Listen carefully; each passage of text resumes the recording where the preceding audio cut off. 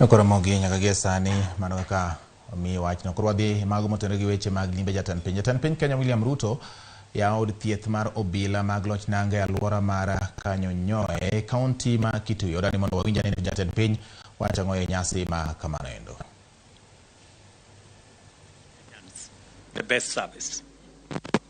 The Border Police Training Campus, Kanyonyo, is a diverse infrastructural complex and a fine testimony of our aspirations to enhance peace, security, law and order by providing members with the best facilities to unlock their highest level of professional performance for the benefit of the people you serve.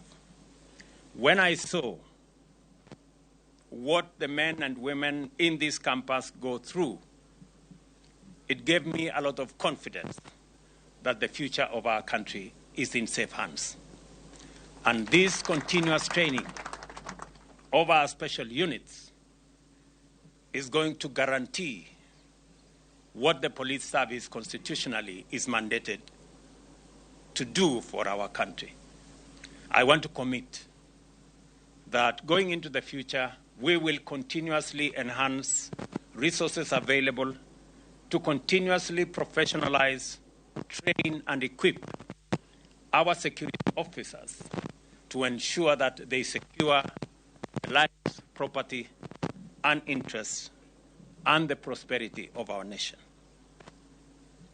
Let me also say that I have already asked the Minister for Interior to work with the IG of the police on a modernization program that is going to see the government of Kenya spend an extra 20 billion shillings to improve both land and air facilities and equipment for our police service to be able to deliver on their mandate. The Border Police Hospital, a 130-bed level 4 facility, will offer specialized medical services, including critical care to police officers, their families.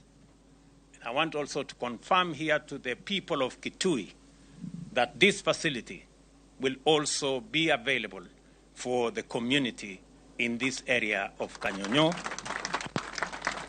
And we are going to have a conversation with the governor and the county government of Kitui on how we are going to structure the relationship so that this facility can equally benefit the community here in Kitui.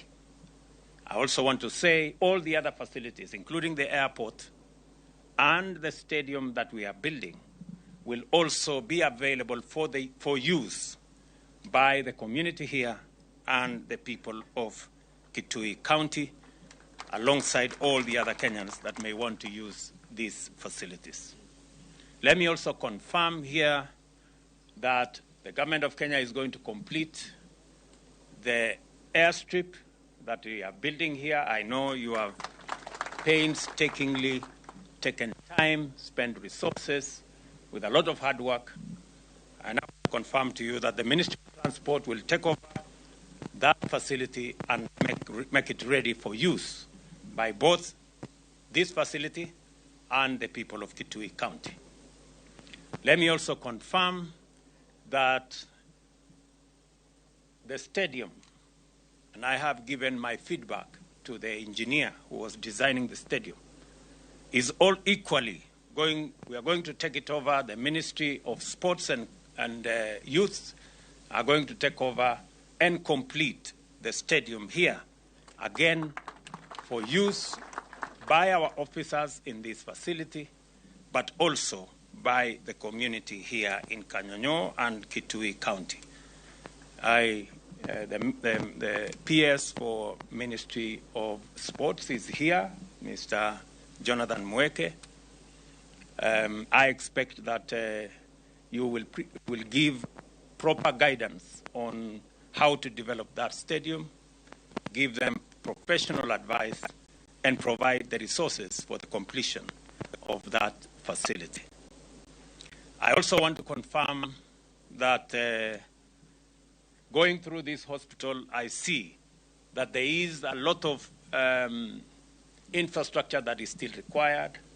There is a lot of design that needs to be corrected, and the Ministry of Health is going to work with the IG and the DIG to make sure that every correction that needs to be made is made, and all the other facilities, including equipment that are not here, we will provide as the government of Kenya. Ramogi manoja Jatend Piny Kenya William Ruto kalose